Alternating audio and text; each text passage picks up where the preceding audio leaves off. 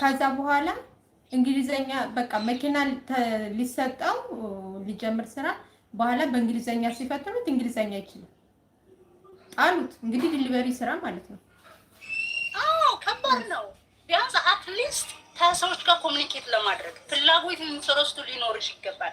ቢያንስ አዌርነሱ እንግሊዝኛ ቋንቋ የሆነ አንድ ስቴፕ ወደፊት ለመሄድ አስፈላጊ ነው ብለሽ ከሀገር ከመውጣት በፊት ይህንን ጭንቅላትሽ ውስጥ ማድረግ አለብን። እኔ የኛ ህዝብ ስትይ በቃ የሆነ ሙድ ይዝብሻል ልትናገሪ ስትይ ራሱ ምናምን ነገር በትክክል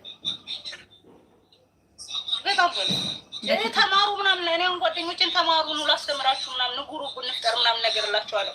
በነገራችን ላይ እንግሊዝኛ ቋንቋ ኢዚስት የሆነ በጣም ቀላል የሆነ ነው። በትምህርት ደረጃ ራሱ ከስንት ዓመተ ምህረት በኋላ እንግሊሽ ፎር ኢትዮጵያ ተብሎ እኮ እንግሊዝኛ ቋንቋ ለኢትዮጵያኖች ያስፈልጋቸዋል ተብሎ በራዲዮ መልኩ በሳብጀክት መልኩ መጥቶ ቢያንስ ስፔሊንግ ምናምን አንዳንድ ወርዶችን በትምህርት መልኩ እያዳበርን ስለመጣም በጣም ቀላል ነው።